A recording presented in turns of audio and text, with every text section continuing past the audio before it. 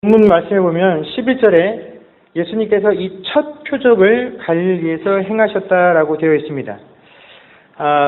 성경에도 기록되어 있는 것처럼 오늘의 이 사건은 예수님께서 이 땅 가운데서 행하셨던 많은 일들 가운데 표적이라는 이름으로 구별되어지는 특별한 사건이죠.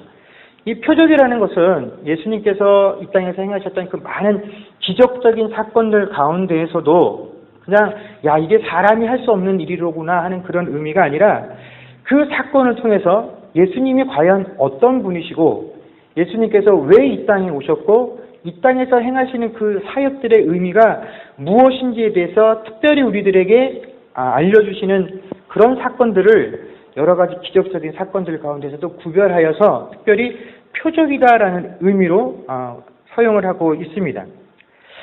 이로 인해서 그 표적이라는 관점 속에서 오늘 우리가 이 본문을 읽을 때 한 가지 주의해서 살펴봐야 할 단어가 있습니다. 우리가 평상시 같으면 그냥 아무 생각 없이 지나갈 수 있는 단어가 있는데 2장 1절 말씀에 보면 사흘째 되던 날 갈릴리 가나에 혼례가 있어라고 할 때 이 1절에 사흘째라는 단어가 바로 이 표적이라는 의미에 있어서 굉장히 중요한 위치를 차지하는 단어입니다. 요한복음 1장에 보면은 날짜와 시간을 표시하는 의미로 이튿날이라는 단어가 모두 3번을 등장을 합니다. 그래서 29절과 35절, 43절에 각각 이튿날에 라고 기록이 되어 있고 2장 1절에 보면 사흘째 되던 날은 바로 그 이틀 후에가 지난 후에 사흘째 되던 날을 의미합니다. 그래서 이 사흘째 되던 날은 총 7번째 되는 날인데 무엇으로부터 7번째가 되는 날이냐면 그 첫 번째 이틀 후에 바로 그 앞에 어떤 사건이 있었냐면 예수님께서 요단강에서 세례를 받으시는 사건이 있었던 것이 바로 첫 번째 날의 사건이고 그 첫 번째 날의 사건으로부터 7번째 되는 날 바로 이날에 예수님께서 가나의 혼례잔치에서 첫 번째 표적을 행하셨다라는 것입니다. 여러분 저희가 창세기를 하면서도 그 7번째 날에 대해서 제가 설명을 드렸습니다만 7번째 날이라는 건 어떤 의미가 있습니까?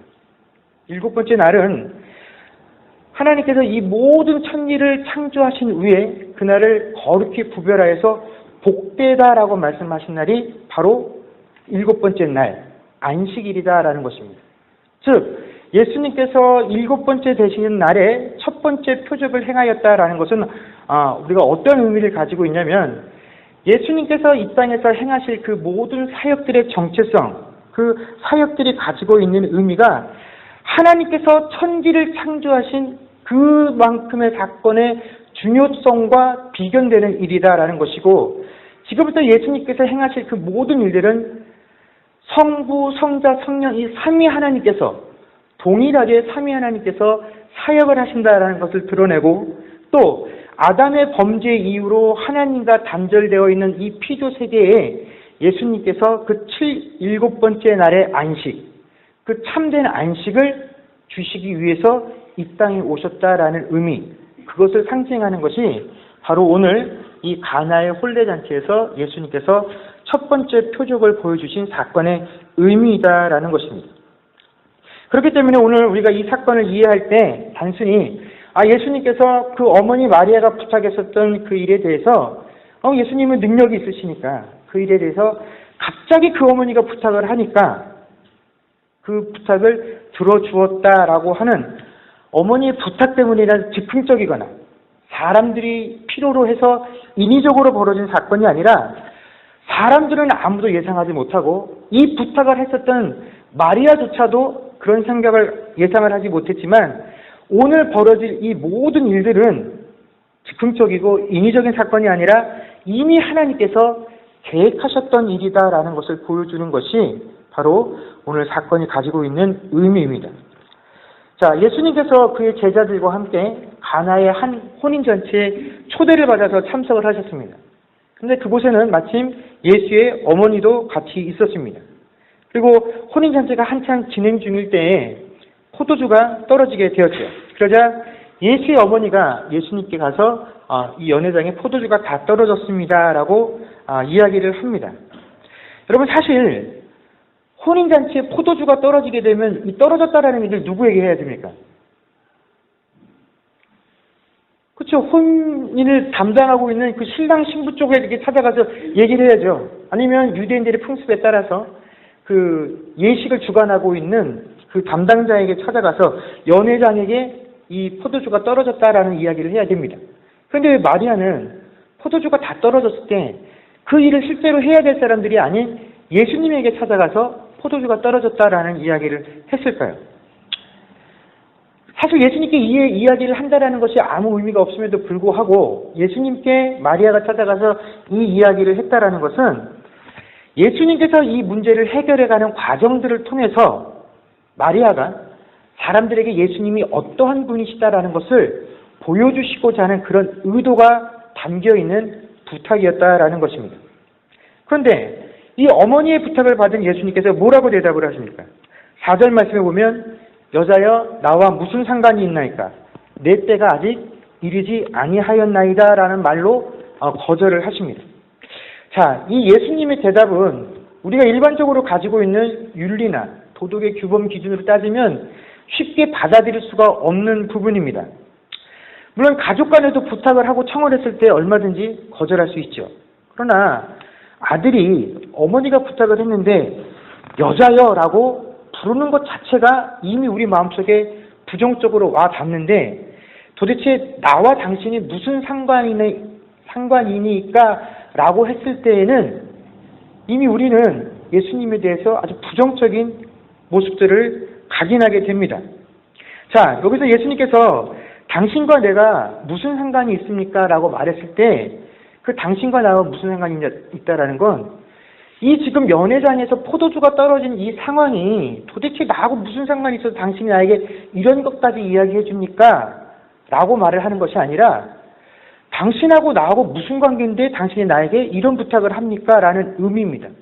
그렇기 때문에 우리가 이 의미를 알면 더더욱 왜 예수님께서 이런 식으로 거절을 하셨는가 하는 의문들을 갖게 되어진다라는 것이죠.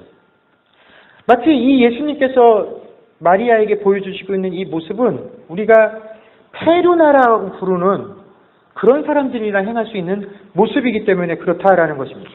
근데 더욱 특이한 것은 뭐냐면 이런 예수님의 대답을 들은 마리아의 반응입니다.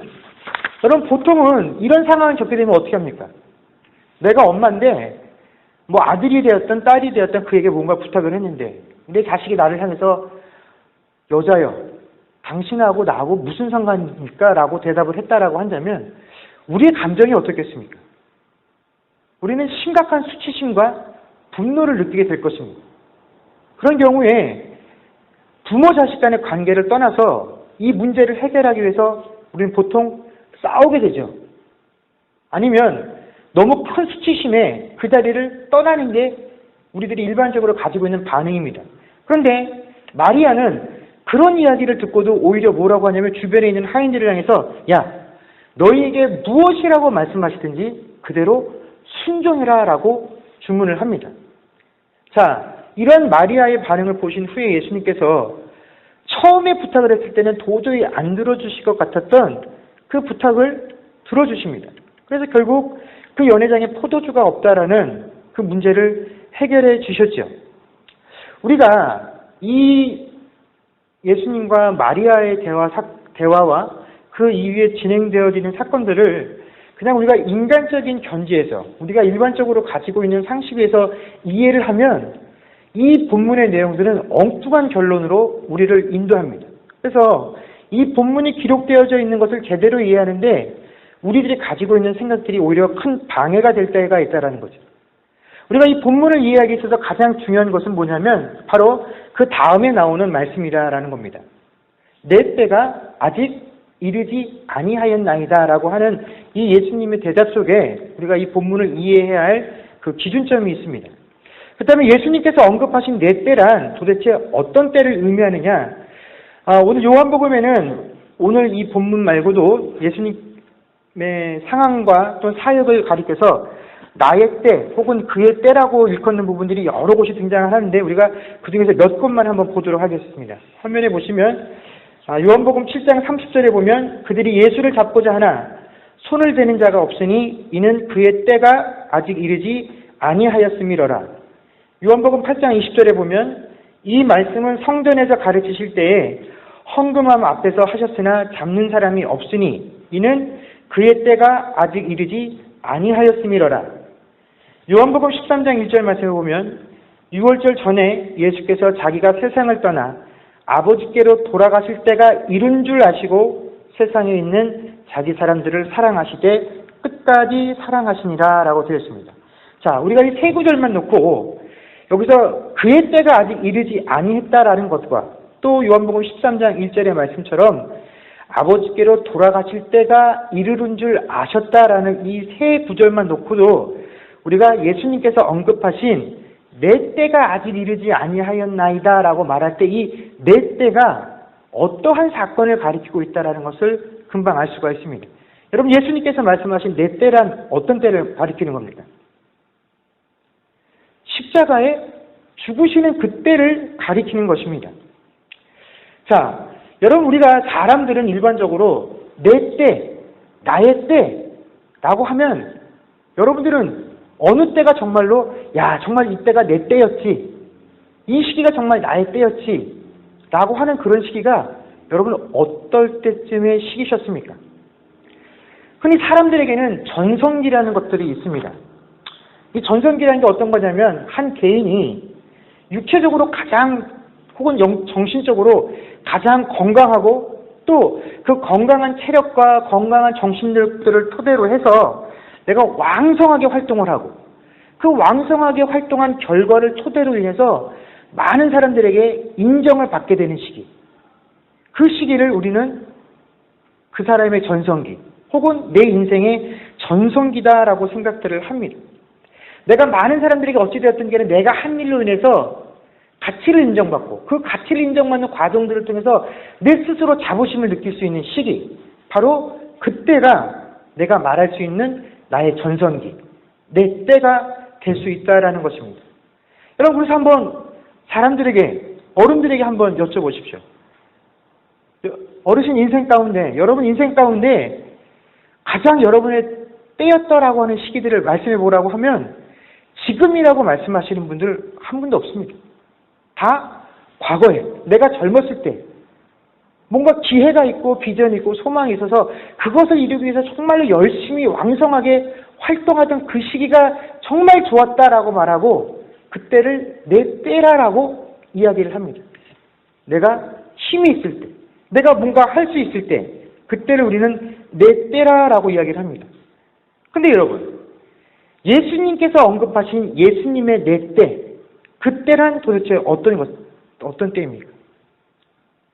천군 천사가 찬미하고 또 동방의 박사들이 와서 그분께 무릎 꿇고 경배드렸던 탄생의 시기도 아니고 또 하늘문이 열리면서 이는 내 사랑하는 아들이라 이가 하는 말에 순종하라고 말씀하셨던 성령의 비둘기와 같이 임했던 요단강에서 세례를 받으시던 그 순간도 아니고 그 당시 모든 사람들이 이 이야기를 오로지 중죄를 지은 사람들만이 져야 된다고 생각하는 그 십자가를 지시기 위해서 온갖 고난과 조롱과 멸시를 감당하고서 육신이 당할 수 있는 가장 그 아픔의 고통을 감당해야 되는 그 순간, 그 십자가에 매달리는 그 시기를 예수님은 그때야말로 내 때라고, 나의 가장 큰 전성기가 있다라고 한다면 바로 그 하나님의 요구 가운데 내가 순종하는 그 시기야말로 내 인생의 가장 전성기, 내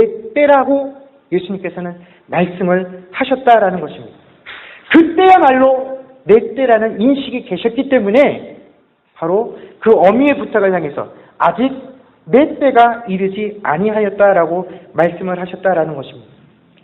여러분, 예수님께서 말씀하시는 당신의 때란 우리가 세상을 살아가면서 우리가 그토록 바라고 요구하는 것처럼 사람들 앞에서 스스로 내 이름이 드러나고 사람들을 통해서 내가 영광을 취할 수 있는 그런 존경과 칭찬을 받을 수 있는 때가 아니라 하나님의 영광을 위해서라면 내가 가장 경멸스러운 자리까지 처할 수 있고 억울함과 비통함을 맞이할 수 있으나 그것이 하나님의 뜻이라고 한다면 내가 그 뜻에 순종할 수 있는 그때야말로 그리스도인이 이 세상을 살아갔을 때 바랄 수 있는 가장 큰 전성기요, 그 시간이 바로 내 때라고 부를 수 있는 시간이다라는 것입니다.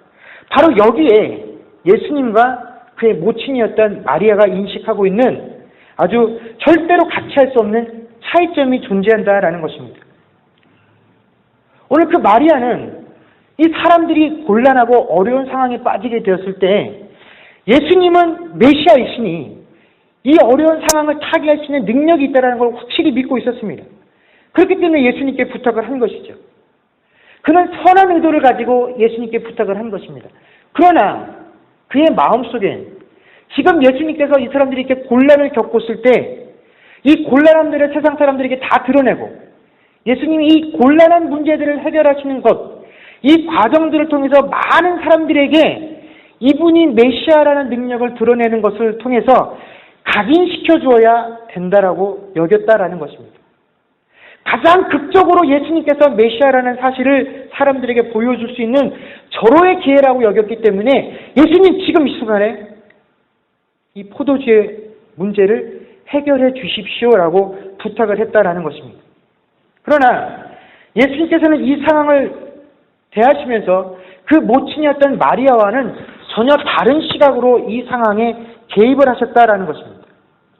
그분의 목적은 떨어진 포도주를 채워주는 것이 목적이 아니었다라는 것이죠. 여러분, 예수님께서는 이 땅에 오신 목적이 사람들에게 그들이 가지고 있는 문제들을 해결해 주시기 위해서 오신 것이 아니다라는 것을 말씀해 주시고자 함입니다. 병들어 있는 자들의 병을 고쳐주시기 위해서 오신 것이 아닙니다. 죽어 있는 자들을 살리기 위해서 이 땅에 오신 것이 아닙니다. 세상에 억울한 일을 당한 그 억울함들을 풀어주기 위해서 예수님께서 이 땅에 오신 것이 아닙니다. 예수님께서는 이 땅이 사람의 힘으로는 도저히 풀 수 없는 그 죄에 신음하고 있는 그 죄의 문제들을 해결하기 위해서 이 땅에 대속물로 오신 것입니다. 그 일을 이루셔야지만 예수님이 이 땅에 오신 목적을 이루시는 것이죠. 예수님께서 병든 자를 고치시고 때로는 억울한 문제를 풀어주시고 심지어 죽은 자를 살리신 그 모든 기적적인 행동은 단순히 예수님께서 이 땅에 오신 그 예수님의 신분, 이 땅에 오신 육신을 입으신 하나님, 너희들이 그토록 바라고 고대하던 메시아라는 사실을 보여주시기 위한 도구지, 방편이지, 결코 병을 고치시거나 죽은 자를 살리시고 우리의 억울한 문제들을 해결하실 그 목적으로 이 땅에 오신 분이 아니었다라는 것입니다. 그렇기 때문에 예수님이 이 사건을 대할 때 지금 이 타이밍, 지금 내가 이 메시아라는 사실을 드러낼 수 있는 절호의 찬스라는 것은 마리아가 생각하는 것과 하나님의 계획 속에서는 분명히 다른 계획과 다른 시기들을 가지고 있다라는 것입니다. 그녀는 선한 의도를 가지고 자신이 낼 수 있는 가장 지혜들을 모아서 지금 예수님께 이 제안을 한 것입니다. 그런데 바로 그 제안에 대해서 예수님께서 대답을 해 주신 것이죠. 아니야.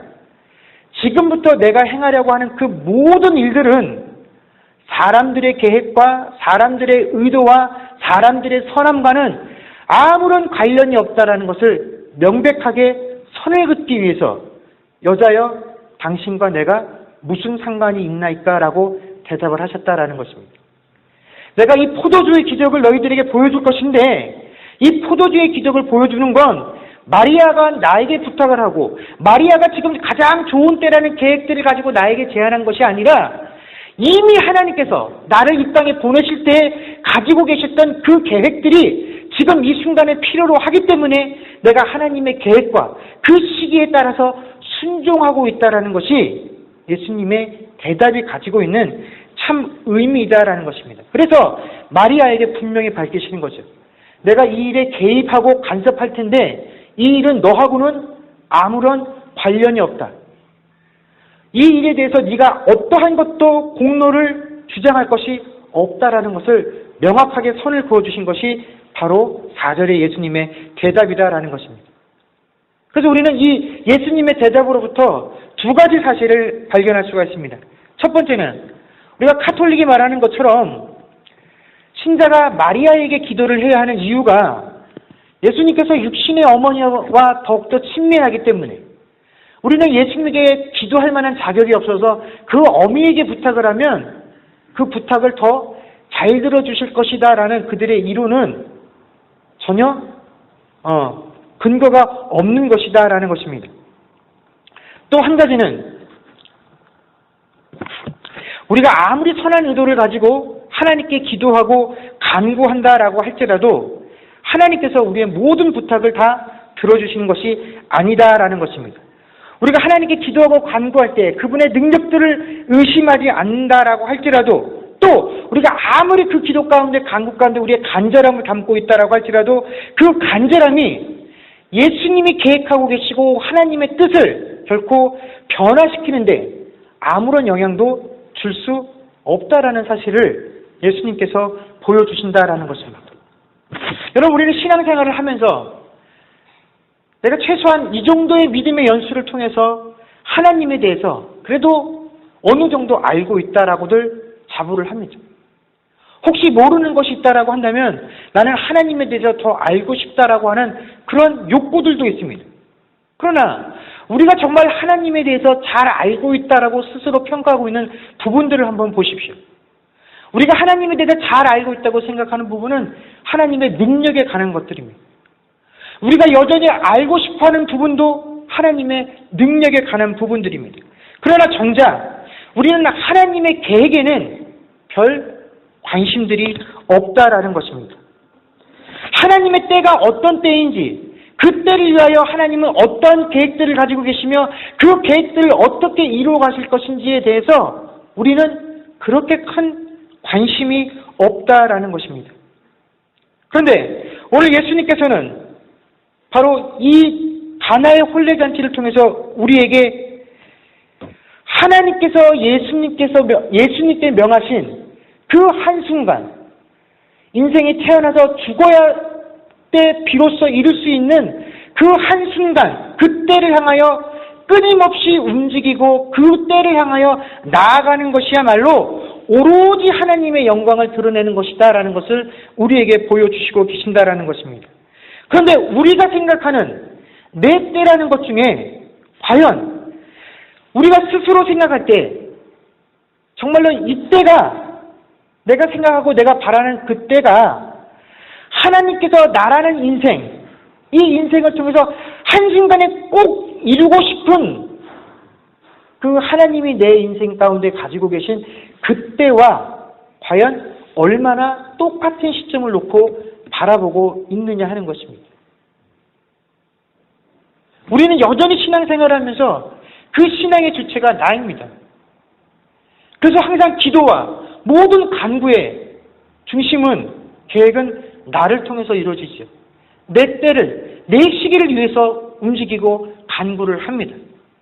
그러나 우리는 하나님 앞에 신앙생활할 때 그 모든 신앙행위, 내가 아무리 선한 의도를 가지고 하나님의 영광을 위하여 계획하고 일한다라고 할지라도 그것들이 과연 얼마나 하나님의 때를 향하여 움직이고 있는 것인가 깊이 고민할 수 있어야 한다라는 것입니다. 내가 계획하고 내가 살아가고 있는 이 모든 삶 가운데 그 한순간 한순간의 그 때가 과연 하나님의 때와 얼마나 밀접한 관련들을 맺고 살아가고 있는지에 대한 깊은 통찰들이 우리에게 있어야 한다라는 것입니다. 오늘 본문에서 예수님께서 그 육신의 어미 마리아를 향해서 이 말씀들을 행하셨을 때 아마 마리아는 예수님께서 하셨던 말씀의 내용을 단 10분의 1도 제대로 이해하지 못했을 것입니다. 그러나 그녀가 그 말씀을 이해했든지 이해하지 못했던지와는 상관없이 그녀는 한마디의 말을 통해서 우리에게 중요한 신앙 원리를 드러내는 도구로 사용이 됩니다. 이게 뭐냐면 바로 무슨 말씀을 하시든지 그대로 하라라는 것입니다. 이것은 예수님께서 그 말씀을 듣는 이들에게 요구하실 그 요구의 내용들이 그 시대의 사람들이 가지고 있었던 시대와 상식과 그 종교적인 이해들을 뛰어넘는 내용이기 때문에 무엇을 말씀하시든지 그대로 하라라고 하는 명령을 했다라는 것입니다. 자, 그것이 바로 그 다음에 예수님께서 그 종들에게 명령하신 내용들을 통해서 드러나게 됩니다. 그곳에 마침 유대인의 정결 예식을 따라 두세 통 드는 돌 항아리 6개가 있었다라고 되어 있습니다. 유대인들의 정결 의식에 따라서 그 돌 항아리 6개에 담겨져 있는 물이 사용되는 곳은 그 손님들의 손발을 씻는 것이죠. 그 집을 방문한 사람들이 그 더러운 손발을 먼저 씻고 연회장에 참석하고, 또 물이 남게 되면 그 사람들이 먹고 남을 음식을 그 물로 세척을 하는데 사용되어지는 물이 바로 그 돌 항아리에 든 물입니다. 그 물이 원래 목적은 그런 의도를 가지고 그 돌 항아리에 담겨 있었다라는 것입니다. 이것이 그 사람들이 가지고 있었던 고정관념이죠. 그런데 예수님께서 오셔서 그 물 항아리에 담겨져 있던 물에게 전혀 새로운 기능을 부여하셨다라는 것입니다. 사람의 손발을 씻고 식기의 세척을 위해서 준비되어졌던 그 물이 이제 사람에게 먹을 수 있는 물, 그러나 단순히 물이 아니라 포도주로 변화되어져서 사람들에게 공급이 되어지게 될 것이다라는 것입니다. 그런데 이 포도주를 마시는 사람들은 이 포도주가 어떻게 만들어져서 자신들에게 공급되어지는조차 아무도 알지를 못했다라고 합니다. 그럼에도 불구하고 그 물이 공급되어지고 그 포도주가 공급되어지는 곳을 통해서 이미 메시아의 사역은 어떻게 해요? 전파되어지고 메시아의 사역은 이 땅에서 효력을 발생하게 되어지게 된다라는 것입니다. 이것이 예수님께서 이 땅에 오셔서 보여주실 메시아 사역의 본성이다라는 것입니다. 그렇다면 예수님께서는 왜 다른 것이 아니라 물을 포도주로 변하게 하는 사건을 통해서 첫 표적을 보여주셨느냐? 이것은 포도주라는 것이 가지고 있는 유대인들의 그 특별한 의미 때문에 그렇습니다. 포도주는 구약에서는 어떤 의미로 사용이 되냐면 하나님께서 그 이스라엘 백성들에게 주셨던 종말적인 약속을 대표하는 언어로 사용이 되고, 신약에서는 이 포도주라는 단어가 메시아를 통해서 오게 될 새로운 시대를 나타내는 단어가 이 포도주이기 때문에 이 물을 포도주로 변하는 사건을 통해서 메시아가 이 땅에 오셨다라는 것을 보여주셨다라는 것입니다. 그래서 마가복음 2장 22절 말씀에 보면 새 포도주를 낡은 가죽 부대에 넣는 자가 없나니 만일 그렇게 하면 새 포도주가 부대를 터뜨려 포도주와 부대를 버리게 되리라.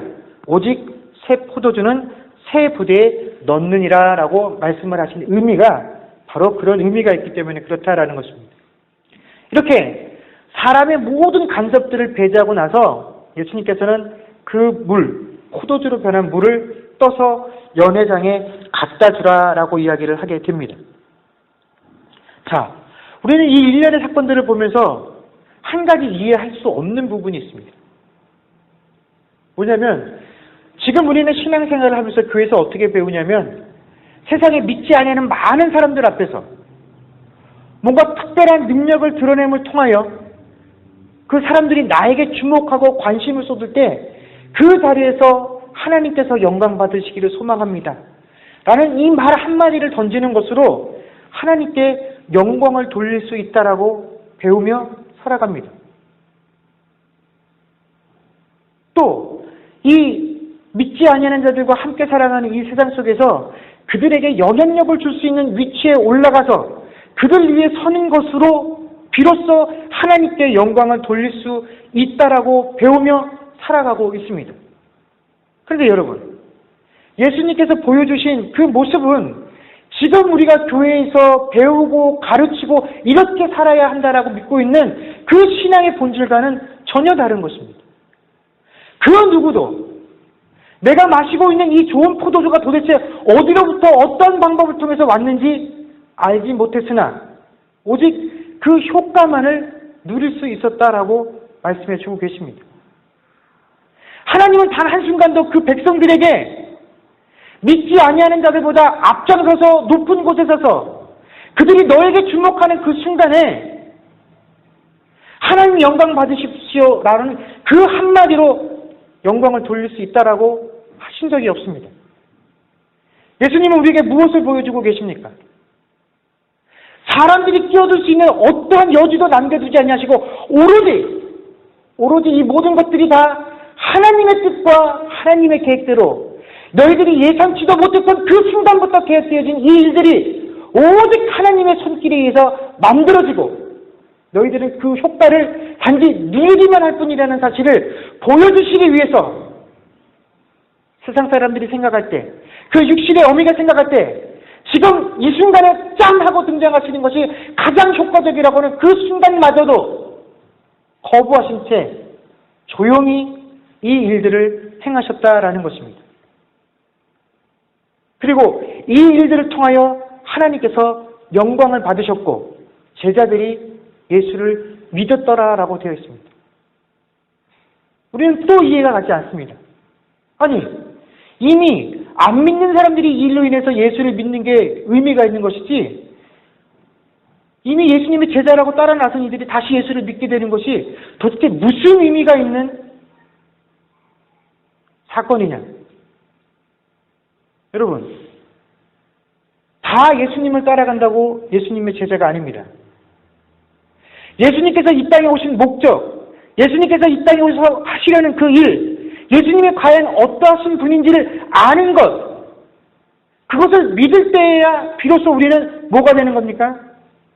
예수님의 제자가 되는 것입니다. 그 모든 것들을 하기 위해서 예수님은 세상에서 받을 수 있는 모든 칭찬과 모든 영광들을 포기하고 오직 하나님의 계획에 순종하셨다라는 것입니다. 바로 그때가 하나님께서 순종을 받으시는 것입니다. 우리가 열심히 일하면 그 일들을 통해서 하나님의 나라가 원활하게 돌아갈 수 있겠죠.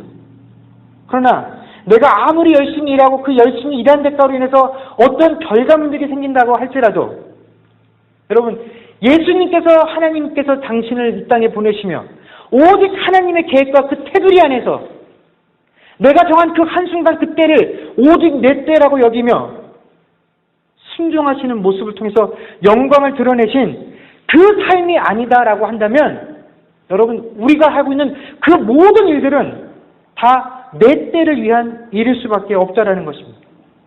여러분, 우리들이 살고 있는 이 삶, 얼마나 하나님과 상관이 있는 삶입니까? 여러분, 우리가 하나님의 자녀로서 내가 희망하고 소망하는 내 때라는 것은 그 하나님의 때와 얼마나 관련이 있는 때입니까? 우리가 아무리 열심히 일한다라고 할지라도 우리는 언제라도 예수님께서 너와 내가 무슨 상관이 있냐? 라는 대답을 들을 수 있는 존재들입니다. 여러분, 우리의 삶이 마지막 날에 주님 앞에서 너하고 나하고 무슨 상관이 있냐? 라는 질문으로, 그 되물음으로 끝나서는 결코 안 될 것입니다. 여러분, 그러니 우리의 주어진 그 모든 순간순간, 우리가 주님 앞에 다시 서게 되는 그 순간까지 남겨져 있는 그 모든 시간을 바로 하나님의 때와 상관 있는 삶으로 만들 수 있는 저와 여러분들 될 수 있기를 주의 이름으로 간절히 축원합니다. 기도하겠습니다.